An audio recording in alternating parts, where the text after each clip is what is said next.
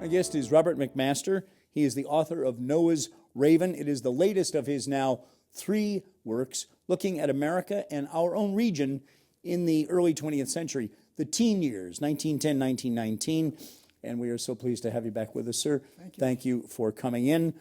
It really was a time of tumultuous change, wasn't it? The 1910s. It certainly was. And we think of today as a time of tumultuous change, but you look back 100 years ago, there was the automobile, there was the electricity and electric lights in people's homes, and the telephone.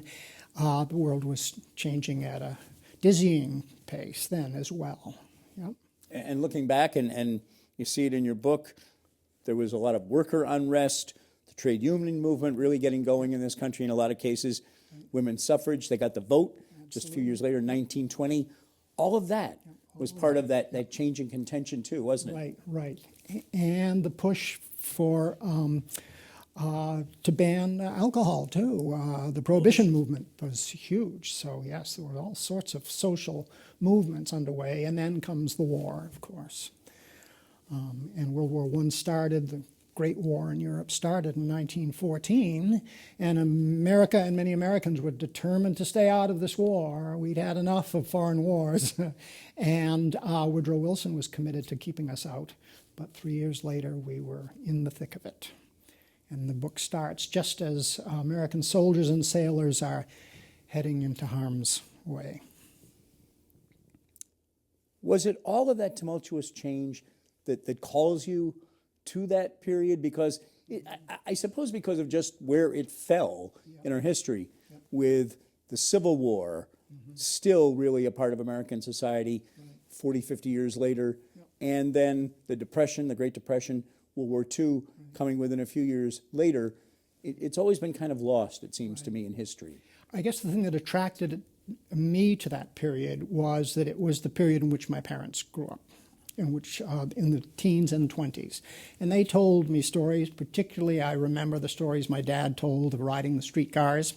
Even in our little town, I grew up in Southbridge in Worcester County, streetcars were everywhere, and people depended upon them to get to work, to get to shop, to get to church, and so on. And it seemed like a fantasy to me at the time. But it was the way that America ran in those days. And of course, it was to be eclipsed by the automobile very shortly thereafter. By 1937, the streetcars were gone from Holyoke and probably Springfield around the same time. So everything was changing, but that was what really fired up my imagination, even as a little boy, was hearing about those stories about the world that my dad and my mom grew up in. Is it fair to say, with all the technological change, that you see parallels from that time in our own time 100 years later? For sure, absolutely, yes. America reassessing, are we interventionists or isolationists? Are we going to be policemen of the world, or are we going to sit back and let the rest of the world fight their own battles? Were we going to welcome immigrants? Were we going to continue to be the great melting pot of the world? Or were we, as some argued at the time, going to take an attitude of America for Americans and kind of close the door on immigration? So here are themes that haven't gone away in 100 years. They're still very much with us today. Let me touch on the book itself for a minute. The story revolves around 2 young men from Holyoke. That's right. One from a prominent family. He's chosen to fight, to join the Navy. Right.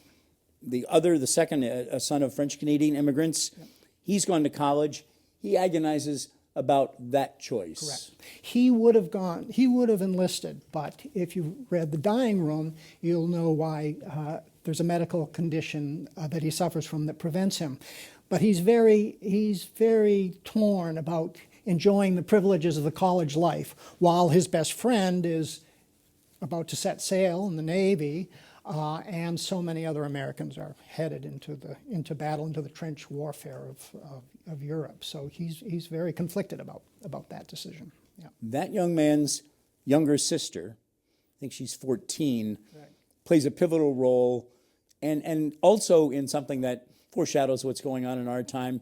She's very upset by the treatment she sees of immigrants, and it ultimately leads to some serious trouble for her. That's right. She witnesses this attack or harassment of two of her classmates in the schoolyard in Holyoke because they were German Americans. Even though their families had been well established in Holyoke, they were German Americans, and for some people that's all you needed to know, and you didn't trust them, and you didn't trust their loyalties and so on. So she's determined to right this wrong. And she enlists a neighborhood friend named Fergal Dooley to help her, and they get themselves in a little bit deeper than they'd anticipated to, and in the course of it come in contact with this audacious plot, a bombing plot that is related to local industries in the valley here. I don't want to give away too much of your book because you want people to buy it and read it, but again, kind of foreshadows our own time and our concerns about international terrorism. Absolutely, and there it was 100 years ago. We were victims of international terrorism.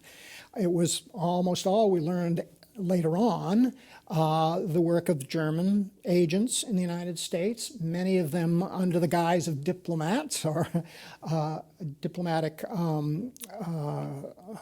operatives, but there were nearly 100 attacks between 1914 and 1917 against American industries, against American arsenals, against American ships in the harbor in New York and elsewhere, and on the high seas, all perpetrated by Germans. And the Wilson administration didn't want that information known because they feared that if the American public knew that this was German, the source of this was the Germans, it would ramp up the enthusiasm for going to war, which it ultimately did, but not until 3 years had passed and many, many incidents, including a very, very serious one that some of you viewers may have heard of called the Black Tom Island incident in New York Harbor that damaged the Statue of Liberty, shattered windows in Manhattan, killed half a dozen workers in the factory too. Extremely violent explosion, and just one of almost 100 that occurred. Well, fascinating look at an amazing and often overlooked time in our history.